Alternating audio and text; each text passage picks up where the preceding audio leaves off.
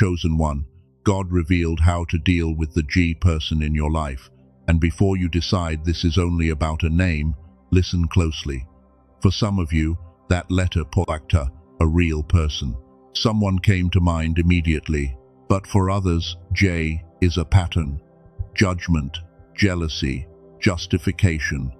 A Judas-like access to your peace. A familiar presence that keeps pulling you back into confusion every time you are trying to move forward. You were not guided into this moment by accident. Something higher has interrupted your attention because there is a relationship, a conversation, or an emotional door God is asking you to review before your next season opens. This is not about hatred. This is not about revenge. This is not about exposing someone so you can feel superior. This is about discernment. Because some people are not meant to be fought. They are meant to be repositioned. Some people are not meant to receive another explanation. They are meant to meet your boundary. And some people can be forgiven without ever being allowed back into your inner court. Stay with this, because the way you handle J may protect what God is preparing next. And I need you to hear this clearly. The J person may not look like an enemy. That is why this message matters. If they were openly against you, you would already know what to do. If they were cruel every single time, your heart would not be divided. But this person may have good moments. They may know how to sound caring. They may have history with you. They may have helped you before. They may be connected to memories, family, love, loyalty, or a season of your life you do not want to dishonor. That is what makes this so difficult. Because the hardest people to reposition are not always the people who hate you. Sometimes they are the people who are close enough to hurt you, familiar enough to confuse you, and inconsistent enough to keep you hoping they will finally become safe. God is not showing you this to make you suspicious of everyone. He is not asking you to walk through life with a closed heart. He is not telling you that every person who disappoints you is dangerous. No, that would not be discernment. That would be fear wearing spiritual language. Discernment is quieter than fear. Fear says, trust no one. Discernment says, pay attention to the pattern. Fear says, everybody is against me. Discernment says, this person may need a different level of access. Fear makes you panic. Discernment makes you pause. And this is where God is bringing you right now. Not into panic, into pause, into wisdom, into a deeper kind of seeing. Because there are people you can love, but not lean on. There are people you can forgive, but not fully trust. There are people you can pray for, but not bring back into the center of your life. There are people who belong in your outer court, not your inner court. Your inner court is sacred. That is where your deepest dreams live. That is where your unfinished prayers live. That is where your calling is still forming. That is where God whispers things to you before the world is allowed to see them. And if you let the wrong person into that place, they may not destroy you loudly. They may simply plant confusion where God planted clarity. That is why the J person must be handled with wisdom. Before we go deeper, stay with this until the end, because by the time this message is complete, you will know how to tell the difference between a person you should forgive from a distance, a person you should stop explaining yourself to, a person who needs to be moved out of your inner court, and a pattern inside you that still gives people too much power over your peace. This is not about making one emotional decision. This is about learning a spiritual strategy you can carry for the rest of your life. The first way to recognize the J pattern is this. They make you explain what should already be respected. You have already said it. You have already shown it. You have already tried to communicate with patience, softness, honesty, and care. But somehow, with this person, the same conversation keeps returning. The same boundary keeps needing to be repeated. The same wound keeps needing to be described. The same disrespect keeps getting renamed as a misunderstanding. At some point, chosen one, you have to ask yourself a holy question. Are they confused, or are they comfortable with your confusion? Because there is a difference between someone who does not understand and someone who benefits from making you explain forever. A person who truly wants peace will not keep turning your boundary into a courtroom. They may need time. They may need clarity. They may need grace. But they will not keep making your pain prove itself before they respect it. The J pattern often keeps you talking until you are tired. It keeps you defending until you forget what you were defending. It keeps you explaining until you start wondering whether you were wrong for needing respect in the first place. That is not clarity. That is exhaustion disguised as communication. And God is revealing this because you were not created to spend your whole life translating your heart to people who keep pretending they cannot hear the language of honor. The second way to recognize the J pattern is this. They seem to appear when you are finally becoming steady again. You may have noticed this. Just when you begin to feel clear, they return. Just when you begin to rebuild your peace, they send a message. Just when you stop checking, they appear. Just when you start becoming consistent, they bring back an old conversation, an old memory, an old guilt, or an old version of you that God has been trying to heal. This does not mean every return is evil. Sometimes people return because God is giving closure. Sometimes people return because a conversation needs maturity. Sometimes people return because life is layered and human beings are complicated. But when the return always pulls you backward, pay attention. When the return always steals your focus, pay attention. When the return makes you question what God already made clear, pay attention. When the return does not bring peace, repentance, growth, or accountability, but only emotional noise, pay attention. The J person may not come with shouting. Sometimes they come with nostalgia. Sometimes they come with softness. Sometimes they come with a sentence that sounds innocent, but carries the weight of an old chain. And before you know it, your mind is back in a place your spirit had already left. God is not saying you should hate them. God is saying you should notice what happens to your obedience after they get access again. The third way to recognize the J pattern is this. They turn your clarity into guilt. You finally decide to protect your peace, and suddenly you feel cruel. You finally choose not to answer immediately, and suddenly you feel selfish. You finally stop explaining, and suddenly you feel like you owe them one more conversation. You finally choose distance, and suddenly your mind starts building arguments against your own boundary. This is where many chosen ones get trapped, because you have a good heart. You do not want to hurt people. You do not want to become cold. You do not want to dishonor what once mattered. You do not want to be the kind of person who throws people away. So when you set a boundary, you do not feel free at first. You feel guilty. But listen closely. Guilt is not always conviction. Sometimes guilt is the sound of an old version of you losing control. Sometimes guilt is what happens when your people-pleasing no longer gets to drive. Sometimes guilt is the emotional withdrawal of no longer being available to someone who got used to your overgiving. God is not asking you to become hard. He is asking you to become honest. A boundary is not betrayal. Distance is not hatred. Silence is not cruelty. And protecting what God is building in you is not selfish. You are allowed to outgrow access patterns that were built around your brokenness. You are allowed to stop proving your love through self-abandonment. You are allowed to forgive someone and still refuse to return to the version of yourself that kept bleeding for them. The fourth way to recognize the J pattern is this. They want access, but they resist accountability.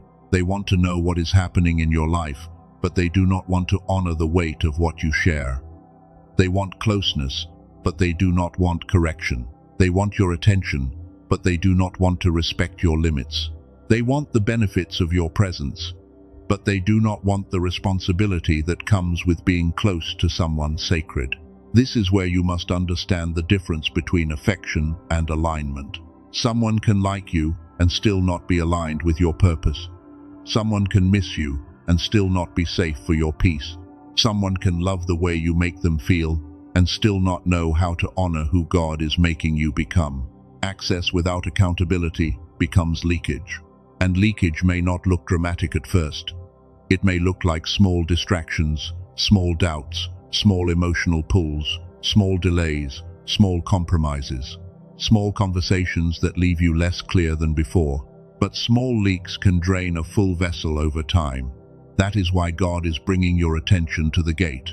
Not because He wants you isolated, but because He wants you ordered.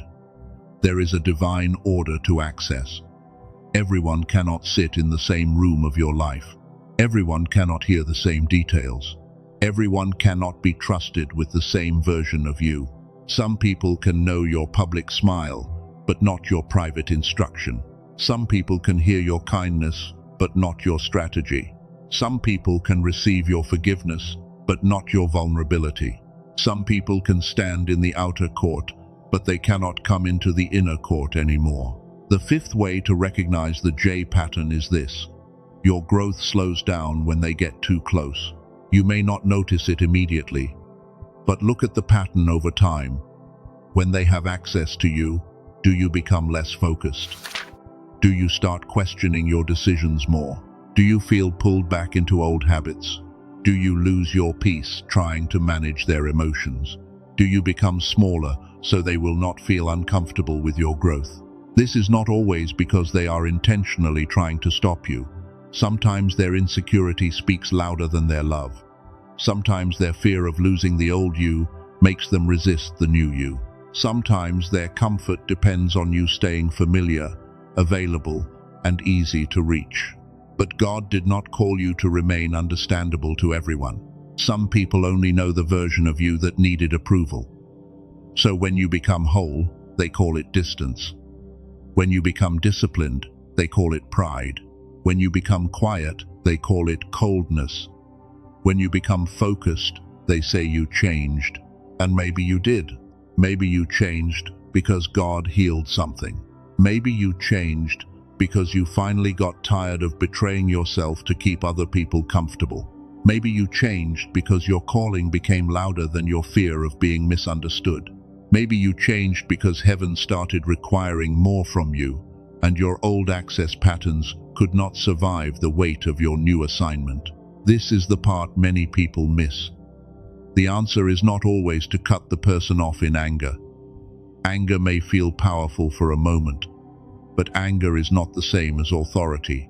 Reacting may feel like freedom, but reaction still means they are controlling the temperature of your spirit. God is not training you to be louder. He is training you to be wiser. He is not telling you to expose them. He is teaching you to stop exposing your sacred places to people who have not earned that level of trust. He is not telling you to hate them. He is teaching you how to love without losing yourself. He is not telling you to become unreachable. He is teaching you that your peace is not a public place. This is why the first revelation is not remove them immediately. The first revelation is reposition them correctly. Some people need to move from inner court to outer court. Some people need to move from daily access to occasional distance. Some people need to move from emotional closeness to respectful silence. Some people need to move from trusted voice to observed pattern. And some people, after repeated disrespect, repeated confusion, and repeated refusal to honor your boundary, may need to be released completely. But do not rush to the final step before you understand the root. Because the real question is not only, who is the J person? The deeper question is, why did they have this much access to me? Why did their opinion carry so much weight? Why did their mood become your assignment? Why did their misunderstanding make you abandon your clarity? Why did their approval feel like peace? Why did their silence feel like punishment? Why did their presence pull you back into someone God already delivered you from becoming? That is where the next part of this message is going. Because God is not only revealing the person, He is revealing the access point. He is showing you the place inside you that still tries to earn safety through explaining, earn love through overgiving, and earn peace through keeping difficult people satisfied.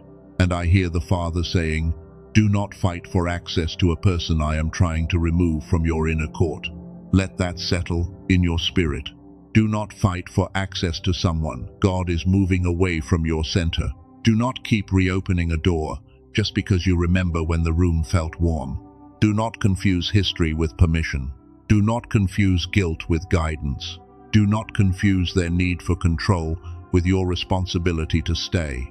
The J person may be close, the pattern may be familiar, the decision may be uncomfortable. But God is not asking you to make a reckless move. He is asking you to become spiritually sober enough to see what this connection has been costing you. Because before you know whether to speak, stay silent, step back, or fully release, you must understand why this person had the power to pull you out of peace in the first place. That is where the real freedom begins. And real freedom does not begin when the other person finally understands you. Real freedom begins when their misunderstanding no longer controls your obedience. That is the place God is bringing you into now. Because the truth is, the J person did not create the access point. They revealed it. They showed you where your peace was still negotiable. They showed you where your heart was still trying to earn safety through explanation. They showed you where an old version of you was still reaching for approval from someone who may never have been assigned to validate you. This is why the root is deeper than the person. If this were only about them, the answer would be simple. Walk away. Block the number. Stop responding. End the conversation. But you already know, it is not always that simple. Because even when you step back physically, your mind can still keep talking to them. Your emotions can still keep defending yourself to them. Your memory can still keep replaying what happened. Your heart can still keep waiting for them to finally say, I understand, I was wrong, I see you now. And that is where God is touching the wound.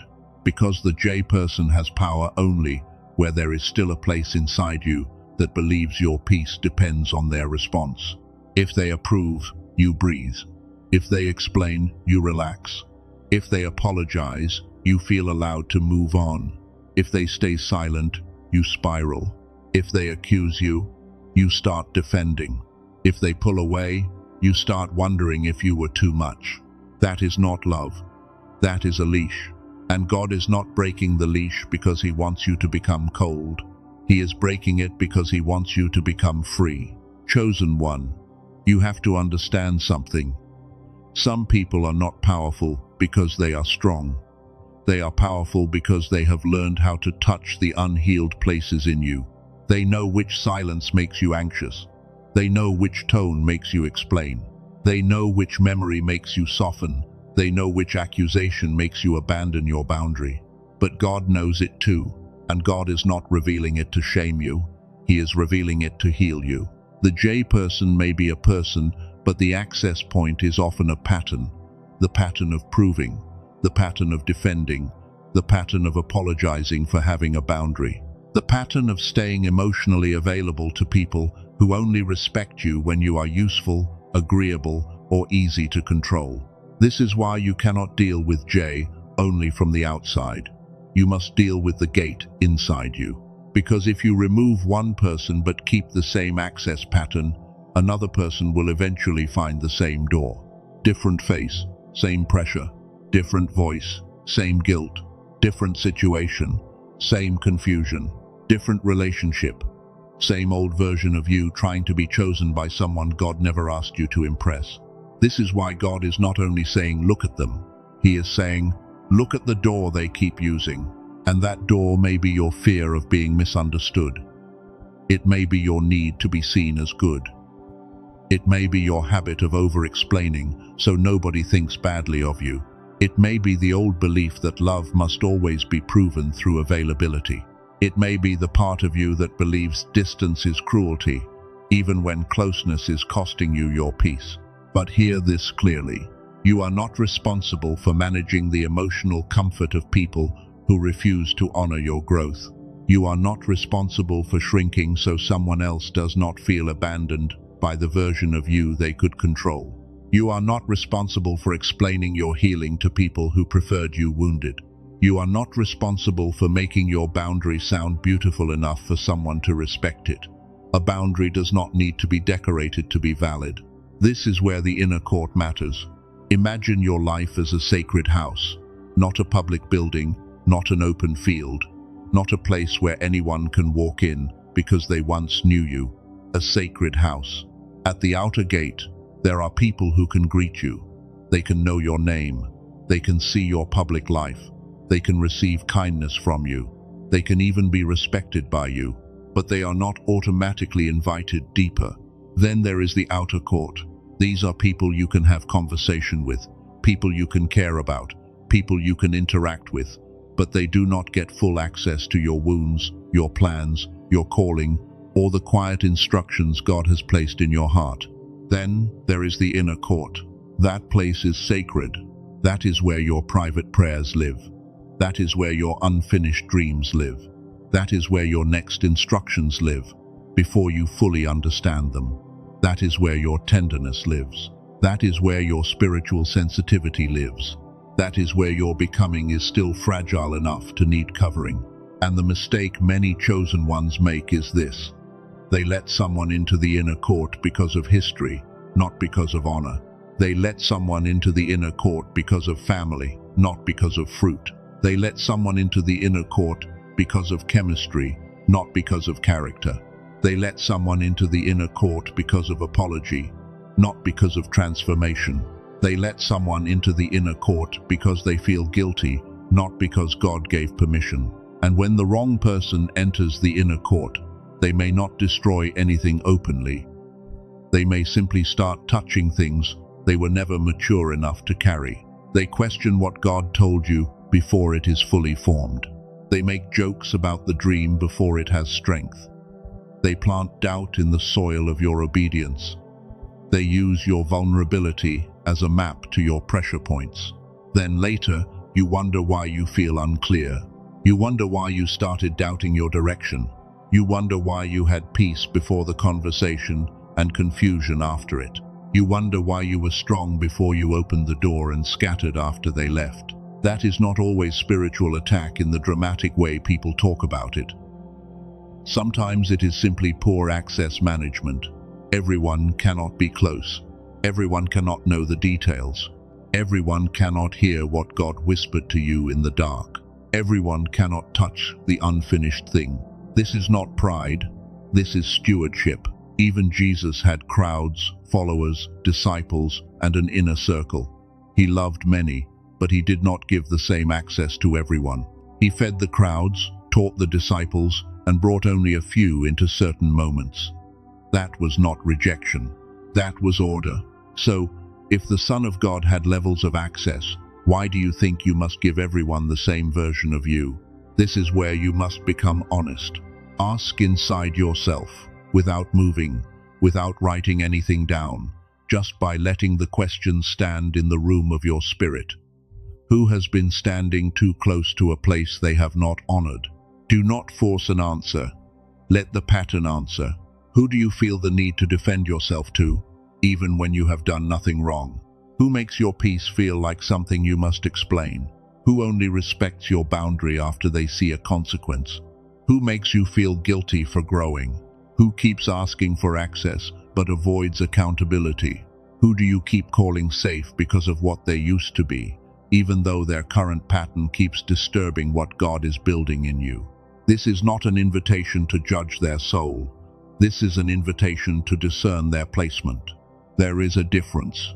Judgment says, I know everything about who you are. Discernment says, I recognize what this pattern does to my peace. Judgment condemns. Discernment positions. Judgment looks for superiority. Discernment looks for wisdom. Judgment needs to punish. Discernment knows when to step back. That is why you must not handle the J person from your wound. If you handle them from your wound, you will either attack them or run back to them. You will either overreact or overexplain. You will either cut with anger or collapse with guilt. But if you handle them from wisdom, you will not need drama to make a decision. You will not need rage to keep a boundary. You will not need them to become a villain before you give yourself permission to step back. Some people do not need to be villains to be misplaced. Some people are simply too close. Some people are not evil, they are immature. Some people are not attacking you, they are draining you. Some people are not your enemy, they are not your assignment either. That last sentence is important. Not everyone who has pain is your assignment. Not everyone who wants access is your responsibility. Not everyone who feels abandoned by your boundary is being mistreated by you. Sometimes they are feeling the loss of control and calling it hurt. Sometimes they are feeling the loss of unlimited access and calling it rejection. Sometimes they are feeling the loss of the old you and calling it betrayal. But you did not betray them by becoming whole. You did not betray them by becoming clear. You did not betray them by finally protecting the place in you that God has been healing. This is where I want to give you a simple way to discern the J pattern without becoming paranoid. The first question is this: does this person bring repeated confusion after repeated clarity? Not one misunderstanding, not one difficult day, not one imperfect conversation. Repeated confusion after repeated clarity. You explain the boundary, and somehow the next conversation makes it unclear again. You share what hurt you, and somehow you end up comforting them. You state what you need, and somehow the conversation turns into a debate about whether you have the right to need it. That is a pattern. The second question is this: do they respect your boundaries only when there is a consequence? Some people do not honor your no. They only honor the distance that follows your no. They do not respect your words. They respect what they lose when your words are finally backed by action. Pay attention to that. A person who truly values you does not need to lose access before they decide your boundary matters. The third question is this: do you become smaller, more defensive, or less aligned after engaging with them? This is not about whether every conversation feels easy. Growth conversations can be uncomfortable. Honest conversations can challenge you. Correction can humble you. But there is a difference between being lovingly challenged and spiritually diminished. A healthy person may challenge your behavior, but they do not make you feel like your existence is a problem. A healthy person may disagree with you, but they do not make you feel unsafe for having a voice. A healthy person may need time, but they do not keep using confusion as a hiding place. So ask the question gently. After dealing with them, do I become more honest or more afraid?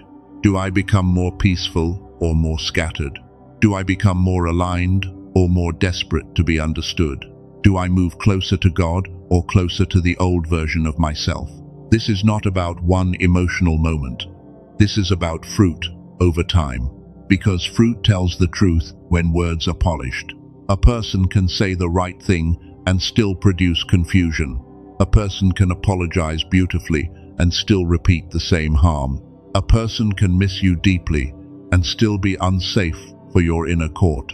A person can say they love you and still resist the version of you that God is raising. This is where the sacred distance begins. Sacred distance is not punishment. Sacred distance is placement. Sacred distance does not say, I hate you. It says, I can no longer give you access to the part of me you keep mishandling.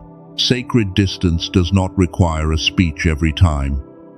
Sometimes it looks like answering less, sharing less, explaining less, reacting less, hoping less for a response they have never shown the maturity to give. Sometimes sacred distance is quiet, not bitter quiet, not manipulative quiet, not the kind of silence that secretly waits for them to chase you. Sacred distance is the quiet that says, I release my need to be understood by someone who keeps benefiting from my confusion. There are 3 levels of sacred distance. The first level is emotional distance. This is when you stop giving them your deepest reactions. You stop handing them your panic, your tears, your fear, your immediate explanation. You stop letting every message pull you into an emotional emergency. You do not have to become cold. You simply stop making your nervous system available for their pattern. The second level is informational distance. This is when you stop sharing plans too early. You stop telling them what God is still forming. You stop giving updates to someone who has not shown honor for your direction. You let the fruit speak later instead of trying to get approval now. Some dreams need silence before they need witnesses. Some instructions need protection before they need announcement. Some blessings need to grow in hiddenness before they can survive public opinion. The third level is relational distance. This is when the pattern has become so repeated that love must now be expressed from farther away. You may still pray for them. You may still wish them well. You may still refuse bitterness. But you no longer keep yourself in a position where their access keeps damaging your peace. And this is where many chosen ones struggle, because you think distance means you failed. You think distance means you were not loving enough. You think distance means you gave up too soon. But sometimes distance is the most honest form of love left, because closeness without honor becomes harm. And if staying close keeps producing confusion, resentment, anxiety, and spiritual delay, then distance may be the mercy that stops both of you from continuing a pattern. Neither of you is healing inside. I hear the Father saying, I did not show you their pattern so you could hate them. I showed you so you could stop handing them the keys. That is the word. Stop handing them the keys. The keys to your mood, the keys to your focus, the keys to your obedience, the keys to your calling, the keys to the version of you that is finally becoming whole. They can stand outside the gate and still be loved, but they cannot keep entering the inner court and rearranging what God is building. This is not new. This pattern is all through sacred history. Joseph had to learn that betrayal by close people could not cancel the assignment of God. His own brothers put him in a pit. People connected by blood mishandled what was on his life. But Joseph did not spend his whole life trying to convince the pit to apologize. He kept becoming. He kept serving. He kept allowing God to form him in places he did not choose. And when elevation came, Joseph had wisdom. He did not pretend nothing happened. He did not become cruel. He did not let bitterness become his identity. But he also had discernment. He tested the fruit. He watched the pattern. He allowed time to reveal whether there had been change. That is wisdom. Forgiveness did not make him foolish. Healing did not erase discernment. Elevation did not require him to hand immediate access back to the same people who once mishandled him. Then look at David. David had moments where he could have destroyed Saul, but he did not. He had the chance to force justice with his own hands, but he restrained himself. He understood something that many people miss. Just because someone is wrong does not mean God has given you permission to become reckless. David did not have to become Saul to survive Saul. That is a word for you. You do not have to become manipulative to deal with manipulation. You do not have to become cruel to deal with cruelty. You do not have to expose everything to prove you were right. You do not have to lose your spirit trying to win a battle. God is asking you to surrender. And then there is the Judas pattern. Handle this carefully. This is not about calling a person Judas just because they hurt you. This is about understanding that proximity does not always mean loyalty. Judas sat close. Judas heard sacred teaching. Judas had access. But access did not mean alignment. Some people can be near you and still not be with you. Some people can know your language and still not honor your calling. Some people can sit at the table and still carry a divided heart. That does not mean you walk around accusing people. It means you stop using closeness as proof of safety. God is teaching you mature discernment. Not fear, not suspicion, not emotional revenge. Mature discernment, the kind that can forgive without rushing, the kind that can love without collapsing, the kind that can observe without obsessing, the kind that can step back without announcing it to everyone, the kind that can say, I bless you, but I will not keep bleeding here. And now we reach the place where many people misunderstand the instruction. They think the answer is only silence. Just say nothing, disappear, cut everything off, never respond, never feel, never care, never look back. But silence by itself is not freedom. You can be silent and still be bound. You can stop talking to someone and still argue with them every night inside your mind. You can block them and still let them live in your emotions.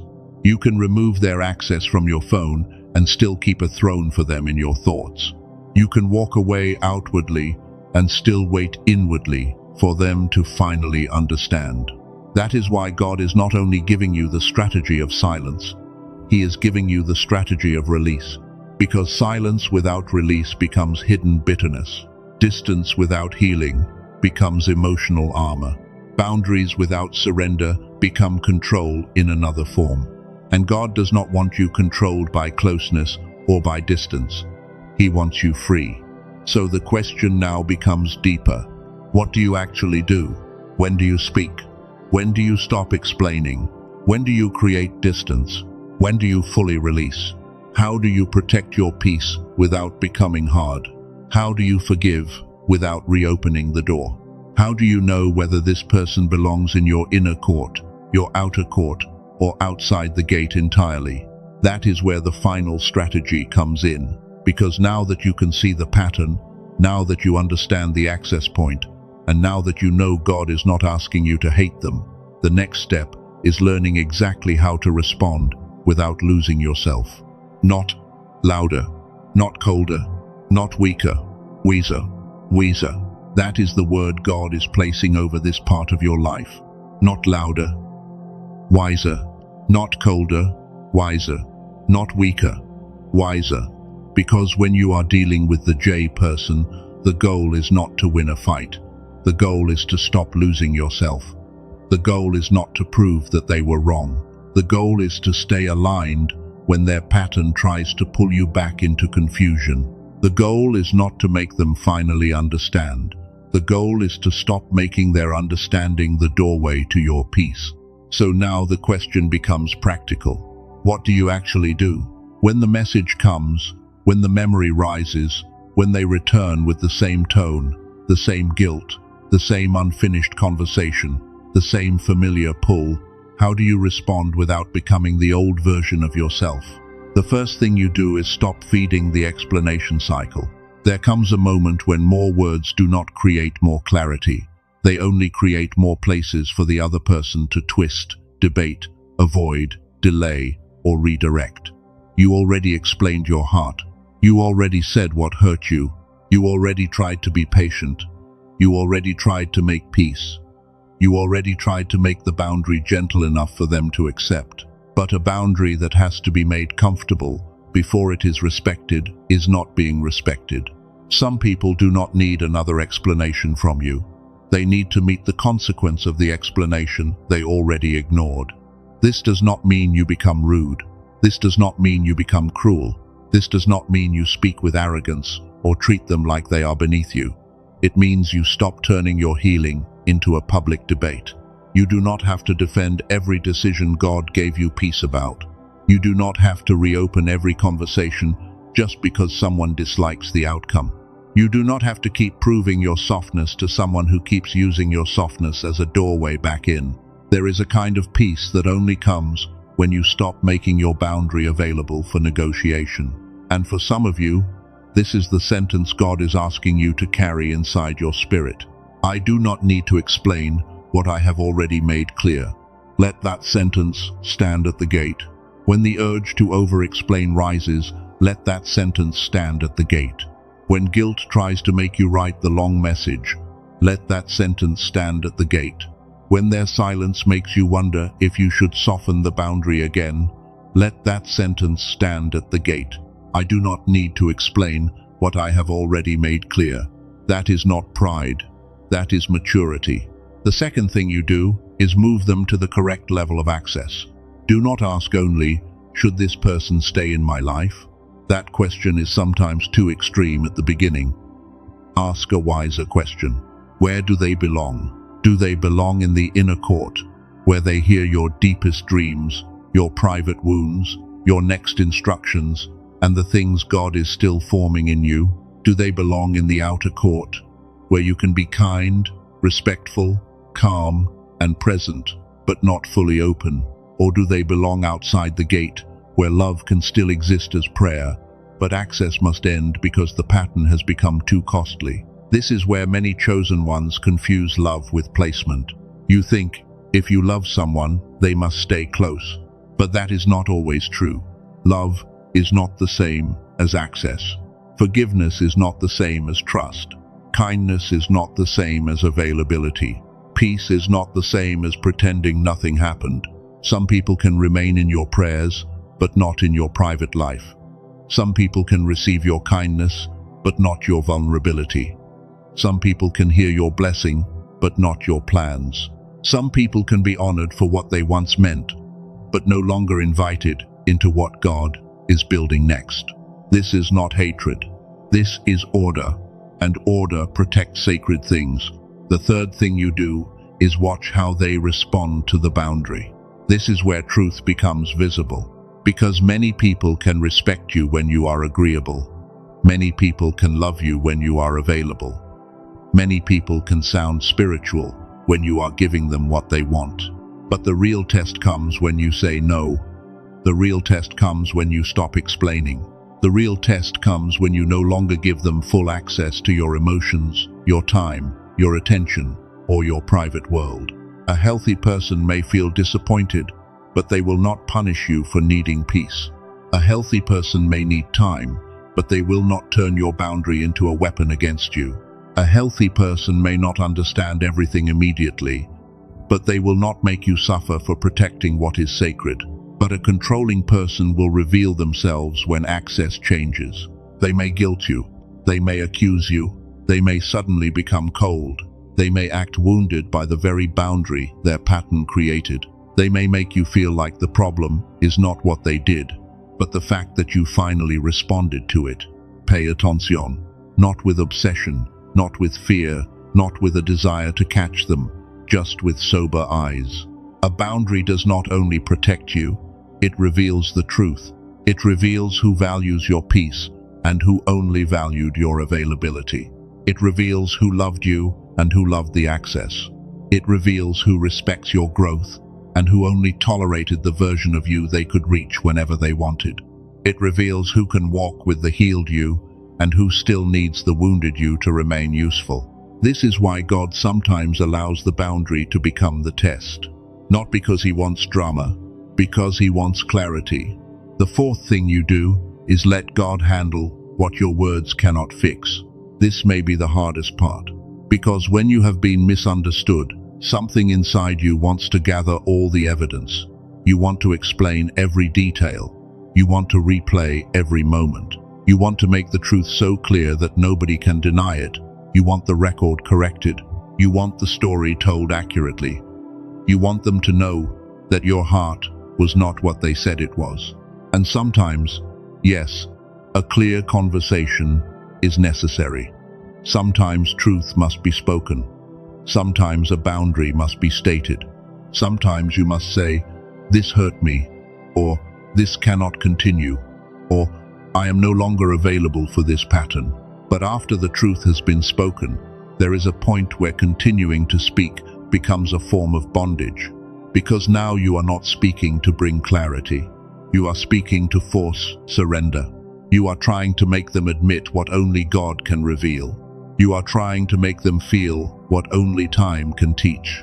You are trying to make them honor something they may not have the spiritual maturity to carry.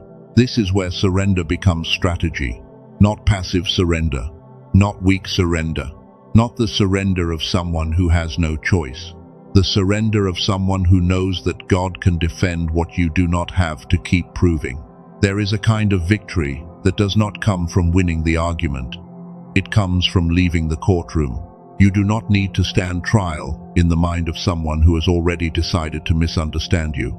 You do not need to keep bringing evidence to a person who benefits from calling your clarity confusion. You do not need to keep bleeding just to prove that the wound was real. God saw it. God heard it. God knows what happened in the conversation nobody else heard. God knows what they said. God knows what you carried. God knows what you wanted to say but did not say because you were trying to remain honorable. God knows the difference between your silence and your weakness. God knows the difference between your restraint and your fear. God knows the difference between your boundary and your bitterness. And because God knows, you can release the case from your hands. Right now, wherever you are, do this inwardly. Do not move. Do not force anything. Just picture a gate inside your spirit. Behind that gate is your peace. Behind that gate is your calling. Behind that gate is the tender part of you that God has been healing. Now picture your hand no longer holding 1,000 keys. You are not handing keys out through guilt anymore. You are not giving keys away because someone is upset. You are not throwing keys to the past because it keeps calling your name. In your spirit, keep one key, and let that key represent your permission. Not everyone gets it. Not every memory gets it. Not every apology gets it. Not every emotional message gets it. Not every person who misses the old you gets access to the new you. Let this sentence rise inside you. God, teach me who belongs near my peace. That is all. God, teach me who belongs near my peace. You do not have to solve the whole relationship in one emotional moment. You do not have to decide the next 10 years today. You do not have to become dramatic to become free. You simply begin by taking the keys back. Then you apply the quiet protocol. You state the boundary once with calmness. You stop defending it repeatedly. You reduce access if the boundary is tested. You stay kind, but you do not negotiate your peace. If they ask why, and you have already explained, you do not give a speech. You keep it simple. I need peace around this, and I am not continuing the same conversation. If they accuse you of changing, you do not panic. You let the truth stand. I am choosing a healthier way to move forward. If they try to pull you into guilt, you do not rush to rescue their emotions. You remind yourself, their discomfort is not automatically my assignment. If they punish your boundary with silence, you do not chase. You let the silence reveal what the closeness was built on. And if they return with true humility, with changed fruit, with accountability that does not demand instant access, then you move slowly. You do not confuse one emotional apology with transformation. You watch the fruit over time, because time reveals what words can hide. A person can cry in one moment and repeat the same pattern next week. A person can miss you and still not be ready to honor you. A person can say, I understand now, and still become angry when the boundary remains. So, you move slowly. You forgive quickly, but you rebuild trust slowly. You release bitterness quickly, but you restore access slowly. You pray for them freely, but you reveal your private world slowly. You let love remain clean, but you let discernment remain awake. This is how you deal with J without becoming like J. You do not manipulate back. You do not gossip back. You do not wound back. You do not become cold and call it healing. You do not become unreachable and call it peace. You do not let bitterness dress itself as wisdom. You let God make you clean on the inside. Because the goal is not only to remove the wrong access, the goal is to become the kind of person who no longer needs chaos to feel familiar. Some of you have been around emotional confusion for so long that peace feels strange at first. When nobody is pulling on you, you almost feel guilty. When nobody is demanding an explanation, you almost look for something to fix. When there is no drama, your mind tries to create movement because stillness feels unfamiliar. That is why this next season requires a different inner frequency. You cannot carry old noise into a new level of discernment. You cannot keep living in survival mode and expect to hear subtle instruction. You cannot keep letting your mind run in circles around what they said, what they meant, what they might do, what they might think, and still expect your spirit to remain clear. Clarity needs space. Discernment needs quiet. Healing needs rhythm. And this is why, for some of you, God may be leading you not only to change the relationship, but to change the state you keep living from. Because if your mind is always tired, if your focus is always scattered, if your emotions are always being pulled back into the same person, the same memory, the same argument, then even when God speaks, you may struggle to recognize the sound of peace. This is where I want to speak gently about something that may support you if it resonates with your spirit. There is a simple 7-minute audio ritual called the Genius Song. It is designed around brainwave entrainment with the intention of helping the mind shift into a clearer, more focused gamma state. I do not present it as a magic solution, and it does not replace prayer, wisdom, healing, or the hard work of setting boundaries. But for chosen ones who feel like their mind has been trapped in noise, overthinking, emotional replay, and survival patterns, it may serve as a tool for recalibration. Think of it this way: if your mind has been like a radio trapped between stations, always catching static from fear, guilt, memory, and confusion, this kind of sound technology is meant to help the dial settle. Not so someone else can control your life. Not so you stop using discernment, but so you can become quiet enough inside to hear what God has already been trying to show you. The original price is listed at $49, but through the official page connected below, it is currently available for $39. It is delivered digitally, so there is no shipping, and it includes the added bonuses described on the page, along with a money-back guarantee. If you feel led to explore the 7-minute ritual, use the link in the pinned comment and description. And please use only that official link if you choose to look into it, because random copies or imitation tracks may not include the same audio technology, bonuses, or guarantee. Again, this is not pressure. This is not a command. This is simply a tool for those who feel called to support their clarity while they walk through a season that requires wisdom. Because even with every tool, your obedience still matters. A clear mind must become a clear boundary. A calm spirit must become a wise decision. A healed heart must become a protected inner court. And now we return to the deeper truth. The J person was not sent to break you. They revealed something. They revealed where you were still explaining too much. They revealed where you were still giving sacred access too quickly. They revealed where you were still confusing guilt with guidance. They revealed where you were still trying to be understood by people who were not committed to understanding. They revealed where your peace had a weak gate. But revelation is not condemnation. God did not show you this so you could feel foolish. He showed you this so you could become free. You are not foolish for loving deeply. You are not foolish for hoping someone would change. You are not foolish for giving chances. You are not foolish for wanting peace. You are not foolish for believing there was something good in them. Your tenderness was never the problem. The problem was access without discernment. And now discernment is coming alive.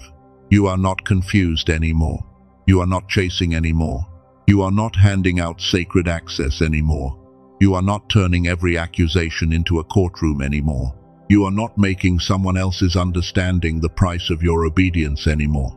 You are not shrinking so they can feel comfortable with your growth. You are not reopening the gate just because the past learned how to knock softly. Chosen one, your peace is not a public place. Your calling is not a public place. Your healing is not a public place. Your next instruction is not a public place. Your inner court is sacred. And from this moment forward, God is teaching you how to guard it without fear, without bitterness, without hatred, and without shame. You can bless them and still step back. You can forgive them and still move differently. You can love them and still change the access. You can remember the good and still stop ignoring the pattern. You can pray for their healing and still refuse to become the place where their unhealed patterns keep landing. You can be compassionate without being available for confusion. You can be gentle without being unguarded. You can be spiritual without being naive. You can be chosen and still have boundaries. Let that break the guilt. You can be chosen and still have boundaries. You can be loving and still say no. You can be forgiving and still not return. You can be kind and still be unavailable. You can be peaceful and still be firm. You can be healed and still be discerning. You can be close to God and still move away from people who keep pulling you away from peace. And now I speak over the part of you that has been tired of carrying this. May God release you from the need to be understood by those who benefit from misunderstanding you. May God free you from the guilt of protecting what He is healing. May God give you the courage to move people to the right place without hatred in your heart. May God teach your spirit the difference between love and access, between forgiveness and trust, between compassion and assignment. May God strengthen your gate. May God purify your motives. May God remove bitterness before it becomes a second prison. May God give you clean hands, a clear mind, and a guarded heart. May every false burden fall away. May every unhealthy attachment lose its power. May every confusing connection be brought into the light. May every person who belongs in your inner court be revealed by peace, consistency, humility, and fruit. And may every person who does not belong there be repositioned without chaos, without fear, and without you needing to destroy yourself to make the change.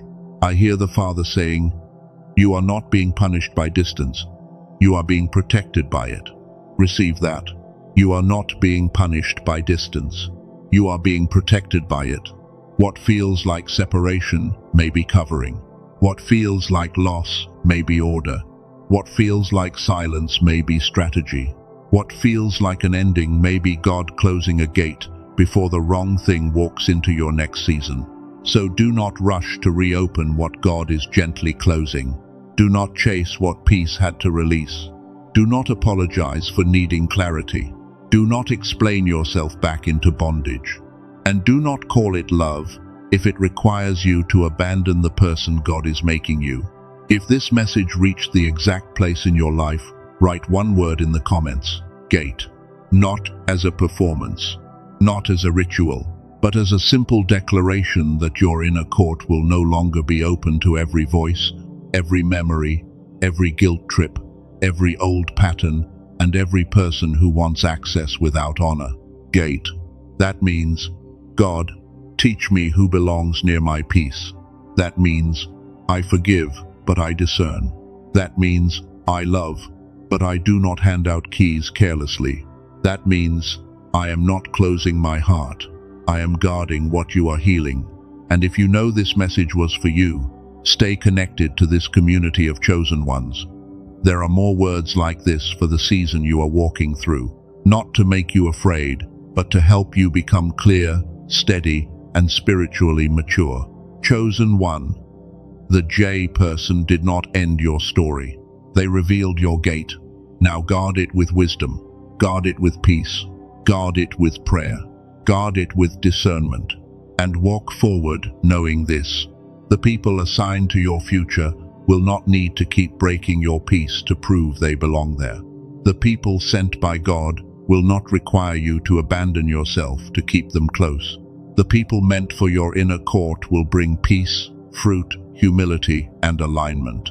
And the people who cannot honor the gate do not get to live inside the house. Your peace is sacred. Your calling is sacred. Your next season is sacred. And from this day forward, access will be handled with wisdom,